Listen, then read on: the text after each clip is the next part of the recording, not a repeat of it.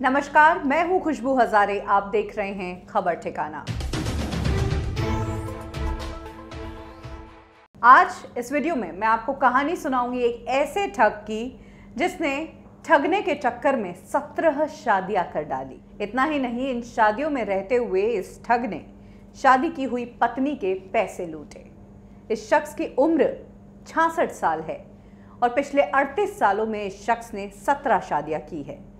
ये शख्स रमेश कुमार है, जो करता कुछ नहीं है, लेकिन जब भी किसी लड़की को अप्रोच करता है तो अपने आप को स्वास्थ्य विभाग का अधिकारी बताता है या फिर डॉक्टर बताता है। रमेश मैट्रिमोनियल साइट्स पर लड़कियों की प्रोफाइल्स चेक करता था और यंग लड़कियों को नहीं बल्कि एक उम्र वाली लड़कियों को ही अप्रोच करता था, जिनकी ज़्यादा उम्र होने के बावजूद शादी नहीं हुई या फिर जिनका तलाक हो गया या फिर जो अपने पति से अलग रह रही है। हाँ, इन लड़कियों में एक चीज़ वो ज़रूर देखता था कि लड़की नौकरी वाली होनी चाहिए या फिर पैसे वाले घर से होनी चाहिए। इसके बाद मैट्रिमोनियल साइट से ये इन लड़कियों से बातचीत करता था, मीठी चिकनी चुपड़ी बातें करता था, उन्हें अपने जाल में फंसाता था और आर्य समाज में उनके साथ शादी कर लेता था। और शादी के बाद रमेश का पैसा मांगना चालू हो जाता था। इन पत्नियों से किसी न किसी चीज़ को लेकर अक्सर पैसे मांगता था। किसी से इसने 10 लाख लिए, किसी से 13 लाख, किसी से 15 लाख, तो किसी को 20 लाख के ऊपर डुबोया है। सबसे बड़ी बात, जिन लड़कियों को रमेश ने फंसाया है उसमें कोई डॉक्टर है, कोई टीचर है, तो कोई पुलिस में भी है। रमेश इस काम को 2002 से कर रहा था, लेकिन पकड़ा गया अब 2022 में। रमेश इतने लंबे समय से लड़कियों को पागल बना रहा था, इसकी भनक पुलिस को पिछले साल लगी जब उसकी 17वीं पत्नी ने पुलिस को कंप्लेंट की।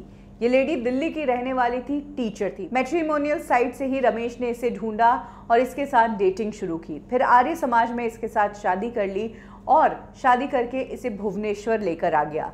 यहाँ पर दोनों साथ रहने लगे एक किराए के मकान में। इसी दौरान इस टीचर को कहीं से पता चला कि रमेश की ऑलरेडी शादी हो चुकी है और फिर कुछ और चीज़ें जब उसने रमेश के बारे में जुटाई तो उसको मामला संदिग्ध लगा, जिसके बाद इस लेडी ने रमेश के खिलाफ भुवनेश्वर पुलिस को कंप्लेंट कर दी।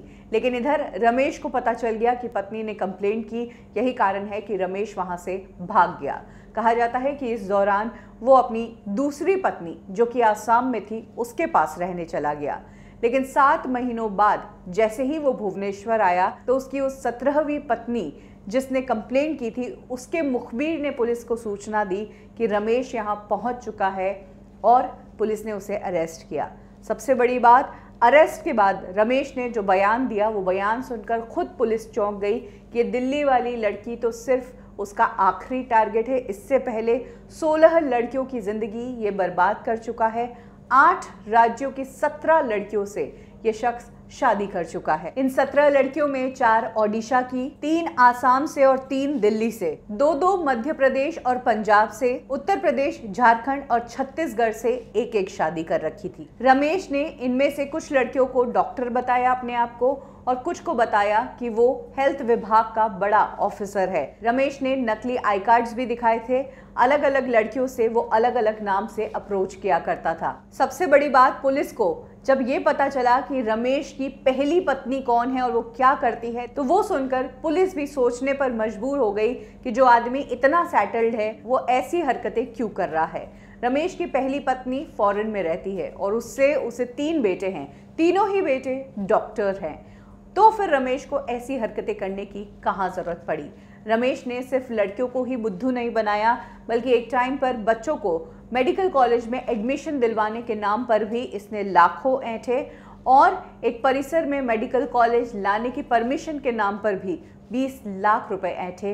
ये पहले भी अरेस्ट हो चुका है, नामी गिरामी आरोपी है। अब स्टूडेंट को छोड़कर इसने लड़कियों को बेवकूफ़ बनाया जो सरकारी नौकरियां करती थी, जो पैसे वाली थी। तो इस तरीके से ये महाठग पुलिस के हाथों लगा। खबर ठिकाना में अभी के लिए बस इतना ही। पल पल की अपडेट्स को हिंदी में जानने के लिए सब्सक्राइब करें हमारा चैनल खबर ठिकाना।